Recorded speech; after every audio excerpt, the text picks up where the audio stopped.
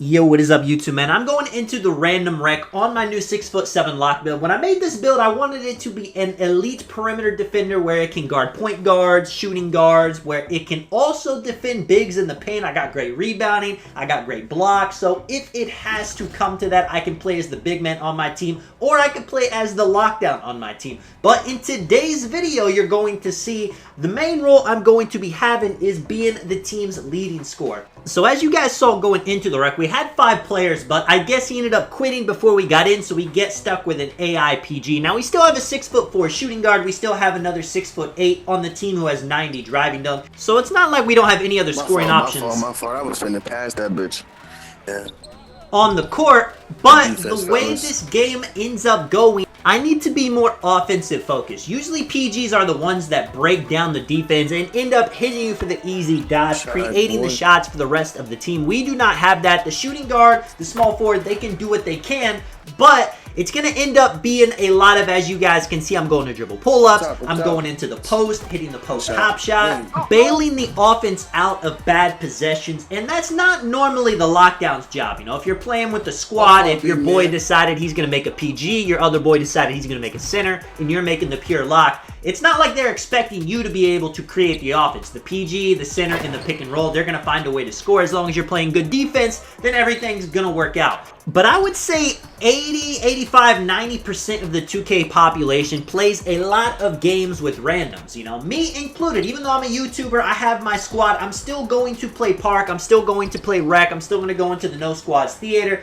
just because, you know, it's good content, it's relatable, it's what everybody wants to see. When you're seeing somebody making a lockdown build video, and they have no way to dunk the ball, they have no way to dribble the ball, their shooting is pretty low, you know, they don't have post control like my builds, they're not going to have a midi, so they can't go to the dribble pull-ups. You're going to look at that build and think, how am I supposed to score on that build? And of course, they're going to say you're a lockdown, it's not your role to score. But, as you guys can see, I have 18 points in the first half. If you ever want to play solo, if you ever play the No Squads Rec, sometimes you will have to do all the scoring, you'll have to do all the defense. Sometimes your teammates are not going to be that good, and you have to accept that, you know. It's frustrating as a center all the time. This happens to me where I'm running pick and roll. I end up clipping the point guard's matchup. I get wide open on a pop, and my PG doesn't make the right play, or I get him open with the screen, and he ends up missing the shot, so it's kind of a wasted possession. You've got to accept the fact that sometimes your teammates on the roles they're playing, whether that's point guard, center, they're going to be bad at it, and you're going to have to cover the slack if you want to win. And that's why with this build and all the builds I make them a bit different than the average comp YouTuber will make them, you know. I could have made this lock a little bit better defensively. I could have had 99 perimeter. I could have had 99 steal. But instead, I decided to go a different route. A little bit lower steal, a little bit lower perimeter at levels where I can still be elite at lock. But now I also have interior defense, so I can switch on to bigs. I have rebounding, so if I ever need to actually play center in situations, I can do that. I have offense. I got the post control, so I can go to a post hop shot. I have mid-range, so I can actually go to the catch, run, fade. These are things that, you know, if you're playing Comp Pro-Am, they're not going to value it as a lockdown. You know, they want you to have other things. They don't care about your offense. On our team, long awaited with Laker fan, it's a little bit different. We play against the meta, but if you're making a meta lock build, the one I have right here is not it. But in my opinion, and really quickly before we get into that point, you guys see 38 points, 2 steals, 5 rebounds, 4 assists. This build was a scoring monster on the court. I was doing everything from dribble pull-ups to catch and shoots to getting dunks on the fast breaks to hitting some post hop shots here and there. It was doing it all. I was making sure I was going to score for my team. Without a PG, I was going to pick up the slack even on a lockdown build. I got one more gameplay for you guys. This one's just a bit of a bonus gameplay. You're going to see something interesting happen in this game. I'm curious if it's ever happened to you. I'll point it out when it does happen. But this gameplay, it's a lot more normal. You know, I think the PG and I think maybe another player has more points than me. I'm still being a bit offensive. You know, I'm going to a couple go-to shots right here. I'm just popping out at the right time, being a smart offensive player.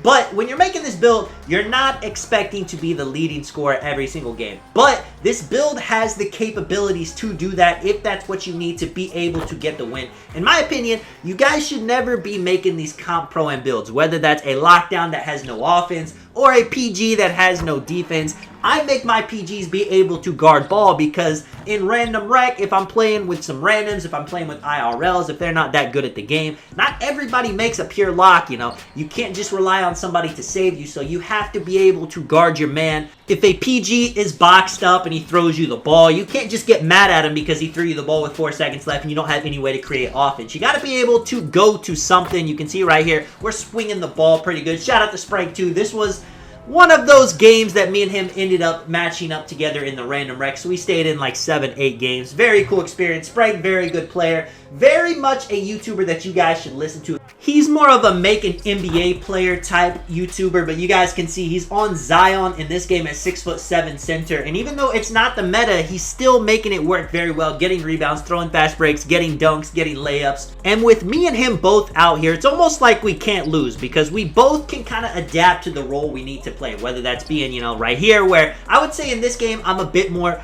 on the perimeter with my defense. I tried to stop my feet right there, get behind the three-point line, especially with that 2A tenacity, but hey, man. A lot of people, they hate taking middies. I like taking my mid-range shots. That's why I did put up the mid-range on this build. You don't really get any extra badges for it. You know, my three-pointers are 79, so you would think, why do you need the 80 midi? And that is something that a lot of people would leave off their locks to make them a bit more defensive. But every 2K I've ever played, I've always put high mid-range on my builds. You know, long twos in the NBA, people don't care for those type of shots. But on 2K, any shot that you can make is a good shot. Whether that's a three, a dunk, a layup, a midi. I want to be able to do it all right here. Even able to get the worm animation on my matchup. You know, gold box out beast, 85 strength. Do not doubt it. It does pretty well. I end up getting stuck right here. Not exactly what I wanted, but I knew he's throwing the back door. I didn't know it was a lob, but my player jumps for it. 94 steal, Hall of Fame interceptor. It's all you need. I know that 99 steal sounds nice to get that higher glove, to get that higher interceptor, but in my opinion, I mean, you see I'm getting plenty of plucks, plenty of interceptions. Now, if I'm going up against the best point guard in the world on a lockdown, of course, I want that 99 perimeter, I want that 99 steal, but for 99.9% of PGs you're playing against, the way I have this build set up, 92 perimeter, the gold perimeter badges, and then the 94 steal for the Hall of Fame interceptor, it does the job very well. Check this out. This is what I was talking about too. I lose control of my player. This has happened 3 times in Season 2. I mean, you guys see my controller's disconnected. This was happening for a minute. I keep disconnecting the controller, reconnecting it back, and the game will not give me control of my player. And this is not a situation where my controller died and then I reconnected and it just wouldn't let me move. No, I was playing the game and then all of a sudden my player's just running by himself. Finally, right here, I do it, I think, 5, 6, 7, 8 times, and I finally can move my player again. Let me know if that has happened to you guys. So, it happened in one part game where I didn't get the control back, but we end up winning the game. It happened in a rec game where I think I tried it like 15, 20 times. I was like Googling, you know, trying to find out a way to get my player back, and then 2K ends up kicking me for inactivity. And man, I mean, that's a very inconvenient thing. It's happened only in Season 2. It didn't happen to me in Season 1. Now, I've had this happen like once or twice in previous 2Ks, so I don't know what kind of glitch that is, and if it's, you know, gonna happen more because of something they did. I don't know. It happened to Laker fan as well. I know a couple of other people said that it's happened to them. I mean, people are telling me it happens in my career even. I don't know what to think right here. Little dribble pull up in the mid-range. Shooting wasn't as good this game. You guys saw I was getting some more steals. I lost control of my player for about a quarter and a half, 2 quarters, so I wasn't able to do much, but we're still able to come up with the win. If you guys did enjoy the video, if you don't want to drop a like and subscribe, of course, I do appreciate it a ton, man. This is Tonic. I'll catch you guys in the next one. I'm out. Peace.